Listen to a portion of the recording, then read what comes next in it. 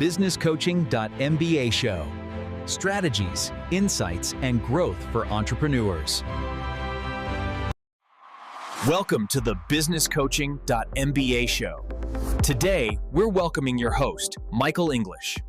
My name is Mike English, and I'm your host here today.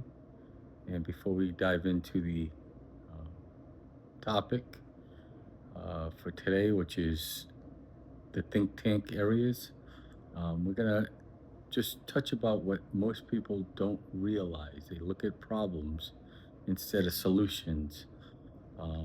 Let's look at businesses around the world.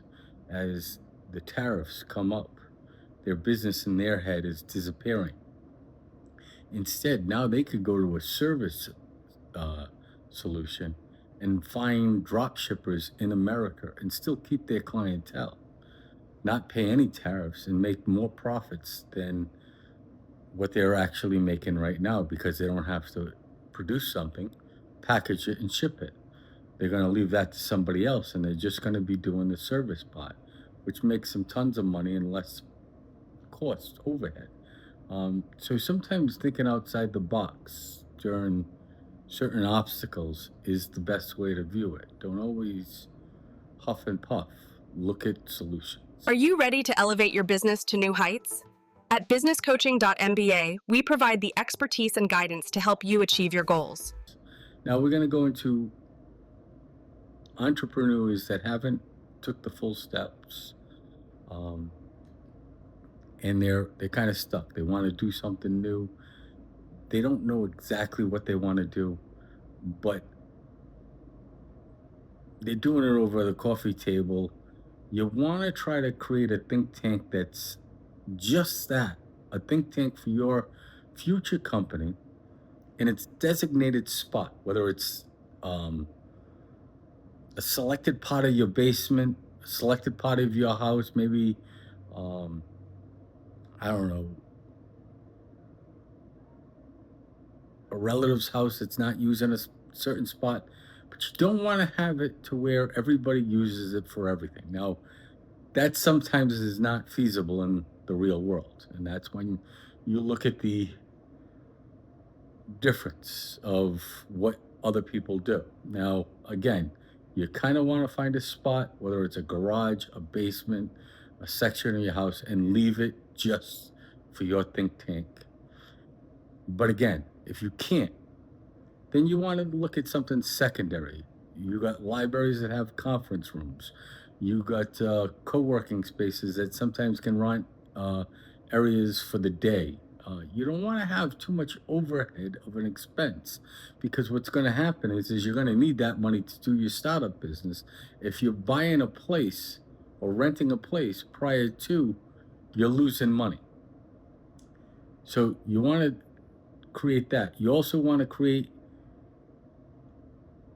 what you need. Now, if it's a permanent place, and you put a computer there, you put a desk, a printer, a telephone, try to have it separate. You could always go to the Magic Jack, get a permanent online telephone, so that way it's designated for the business and business only. It's not mixed up with your own personal life, because when you want to time off, your cell phone is your personal space. Leave your work where your work is. So that said, you want to have folders and binders. You want to have a binder for the financial part of the business. You want a binder for the product or service that you're looking at. You want to look at another binder for your competition that's in your area or globally, whichever you're going to go, whether it's online or a brick and mortar. You want to have one that just specifies on a couple of products. Now, if you are going online, make sure you don't weigh down your whole website. You're not Amazon, so don't create something and say, I can throw everything under the sun on it. You want to have focus. If you're going to sell books, only have books. If you're going to sell lingerie, only sell lingerie. If you're going to sell office material, you're going to only sell at office material. Don't sell office material and office attire.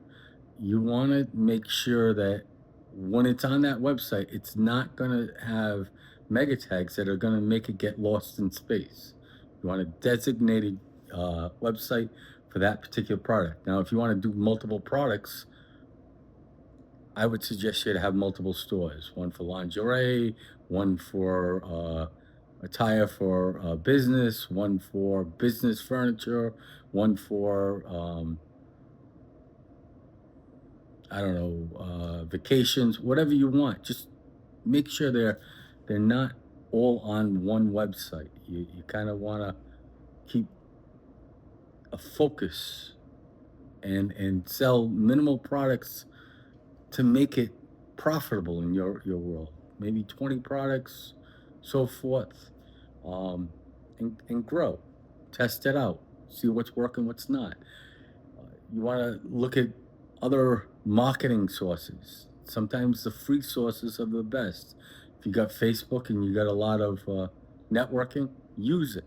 Why spend money? Create a marketing scheme, post it, try to figure out what's a good time of day to post your marketing. Say if you're doing construction fields, you want to market the construction field, you want to do it between 5 and 7, and then 3 and 4, because that's when they're starting to go in, and that's when they're going home. If you're starting for school, then maybe 7 to 9, and then 3 to 4, 3 to 5, depending on what those students usually look at their Facebook, look at TikTok, try to get a lot of followers, ask people to connect and ask them to spread your words, the ones that are connected. For every person that you have, if they show it to 10 people, that becomes a numbers game and your benefit as well. So use what's in front of you before you start spending unneeded finances to promote your stuff. But you need to have those things in place. Create the marketing plan. Create the plan to create funds, whether it's from friends, family, loans. You don't want to take too much on a loan because they're going to take part of your business through the interest. So you want to try to do it as wisely as one can. You want to look at locations.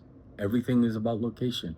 Have your business in the correct spot. You're going to make better money than if it was down a side alley in the middle of nowhere land. If it's online, you want to make sure that the web name is catchy. You want to make sure it's easy to spell, easy to say, short, so people aren't typing 50 letters to get to your website.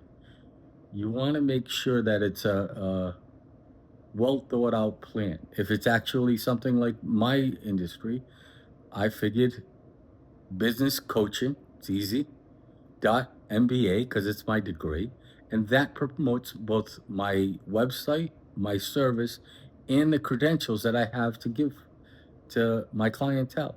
So you have to look at a lot of different values of what a name can carry and how you can promote it and how people can perceive typing it to get to you. You want to make sure it's easy, it's logical, and you're going to get somewhere.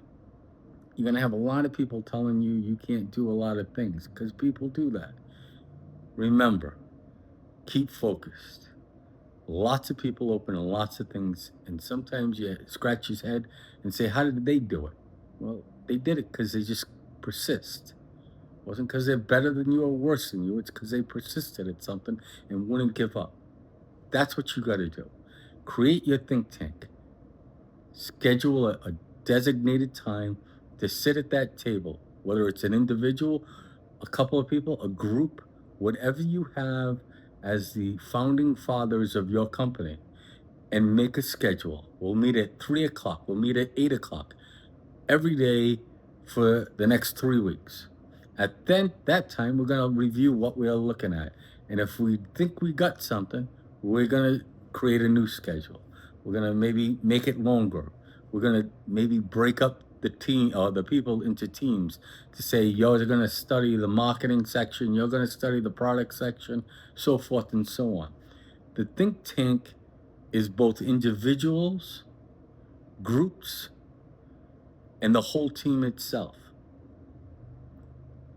You're going to get a lot more in life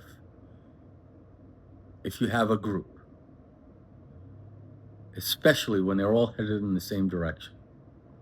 Just like a rope is stronger than a string, so is a group stronger than an individual. You want to stay focused. You want the team to stay focused. And as a leader of your team, you want to make sure everybody stays on track. When they're not, you want to pull them back and explain to them what they're doing, that they're beneficial to the team, but they need to try to stay focused on their objectives and to make sure that they don't wander off too much, because it will delay the production of your new company. So take your breath. Again, really think about where you want the think tank and try to make it stationary wherever you put it, and let no one go in that area unless they're working on your team and on the project. Don't make it an art room, a business room, and a playroom all in one. You'll never get your work done. You want to make sure it's separate. Walt Disney did it. He had a different room for every single entity he had. And that was to keep his mind focused on the object at hand. The same goes for you. Now, we're not rich, I get it. You might not have 10 rooms, but if you have one little area, make sure it's designated for that spot. And if you don't, that's okay. But when you work up to it, make sure you keep that area. But until then, you make sure that you have everything in a neat, situated box for transport to the library, transport to friends' houses, wherever you have to transport it. Make sure you don't have too many individual flying objects all in a box. That way, easy grab, easy take, easy pack up, easy take back. But again, you're going to be more beneficial if you sit there and find a designated area to do your think tank, to create the business, whether you know what that business is at the moment or whether you are sitting there spitballing what to move forward in because you don't like what your position in life is at the moment. You can do this if you just take your time, one step at a time, and stick to a schedule that you create. You got this. And until next time. Thank you for joining us on the Business Coaching.MBA Show. We'll see you next time.